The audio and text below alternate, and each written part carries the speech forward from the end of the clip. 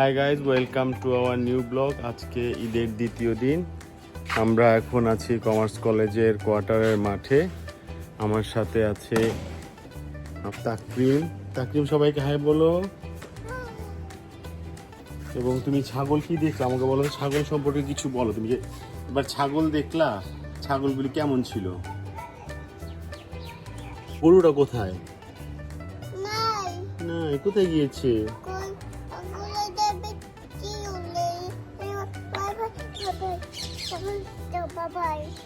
ছাগল আছে বলো। তারপরে আমরা এটা কোরবানি করলাম গতকাল। কোরবানি করতে করতে 6টা বেজে যায়, মানে 6টার মধ্যে কাটা শেষ হয়। এর একটা অন্যতম কারণ ছিল যে আমরা 4টা বাজে কসাই কমার্স কলেজ থেকে নিয়ে গিয়ে গরুটা কাটি। তো এই ভুলটা আমরা পরবর্তীতে হয়তো আর করব না। কারণ হচ্ছে যে সকালে শুরু করলে ভালো, 2 ঘন্টার জায়গায় 4 ঘন্টা যদি লাগতো, তাহলেও যদি 8টা বাজে শুরু করতাম 12টা বাজে শেষ হতো। আমাদের টোটাল কার্যক্রম শেষ করতে করতে প্রায় রাত 10টা বাজে। আমাদের গরুটা তো আমরা আপনার আগেই দেখেছেন। ম্যানেজমেন্টের একটা বিষয় আছে, আর বাবাও ভাবে হয়তো চিন্তা করেনি। আমরা আবার ভাগ্যের জোরে এটা পেয়েছি, কারণ যে এত বড় গরু তা ম্যানেজ করাতে কতটা টাফ, এটা আসলে আমি এবার দেখলাম। আর আমাদের যেহেতু আমি আর শাওন আছি, তাকরিম যদি বড় হয় তখন আমরা এরকম এর থেকে বড় গরু দিব আশা করি। গরুটা দেওয়া বড় কথা না, কিন্তু আমার কাছে যেটা বেশি গুরুত্বপূর্ণ মনে হয় সেটা হচ্ছে আমি আসলে আল্লাহকে খুশি করার জন্য কতটুকু ত্যাগ স্বীকার করতে চাচ্ছি। আমরা অনেকেই দেখবো যে যারা অনেকে গরুর ওজন কত, জিতেছ না ঠিকেছো, এই জাতীয় কথাবার্তা বলে। ওই জিনিসগুলি আমার কাছে খুব একটা ভালো লাগে না বিষয়গুলো। এবং আমার মাঝে মাঝে এও মনে হয় যে যদি এরকম হতো, একজন লোক কোরবানি দেওয়ার পরে সে কনফার্ম হইতে পারতো তার কোরবানি কবুল হয়েছে কিনা, এটা থাকলে হয়তো আমরা বুঝতে পারতাম যে কোন কার বা কোন ব্যক্তিটার কোরবানিটা কবুল হচ্ছে। নাহলে সবাই একটা অশুভ নীরব প্রতিযোগিতা চালিয়ে যায়। বলো, ঠান্ডা কি হয়েছে? এটা ঠিকই হয়েছে।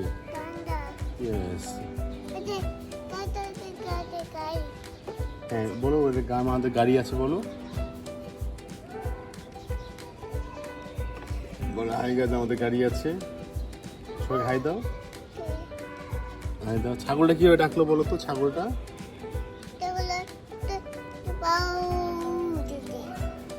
হাম্বাটা এভাবে বলে ডাকছে।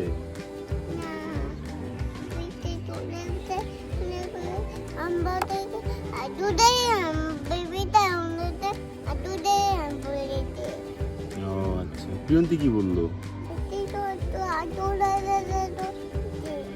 আর আপু?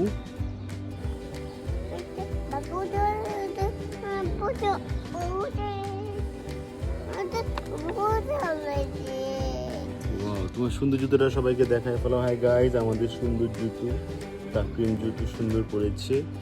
এখন তাকরিম মজা করছে। তারপরে বলো,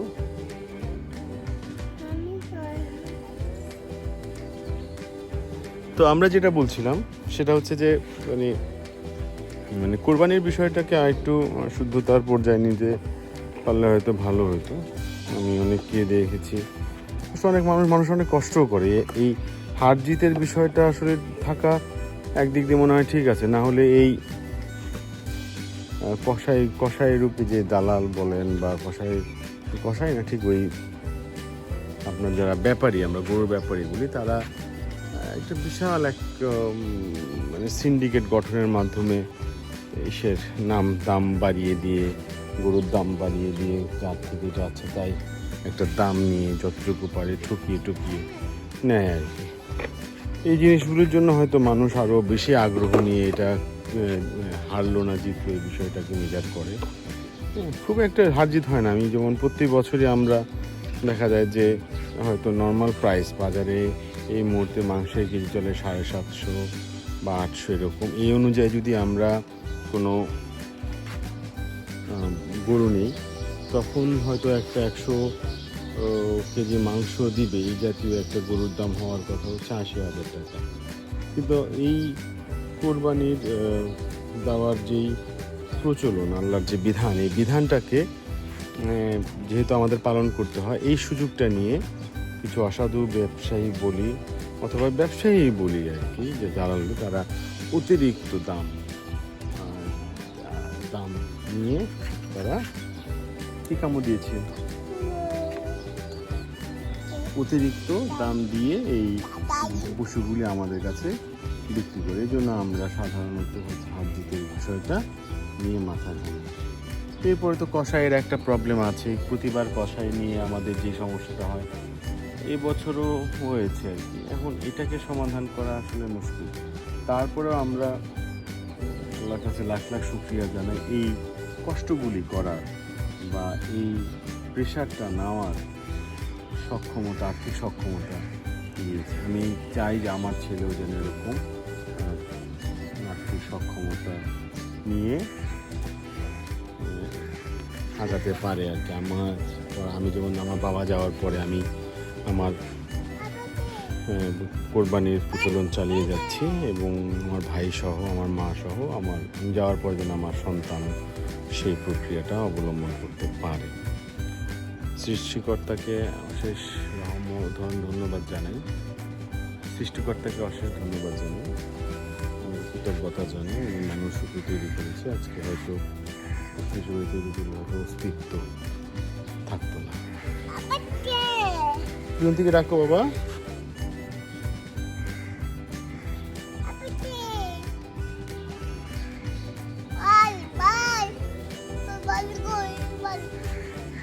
পিয়ন থেকে বলো বল নিয়ে আসতে।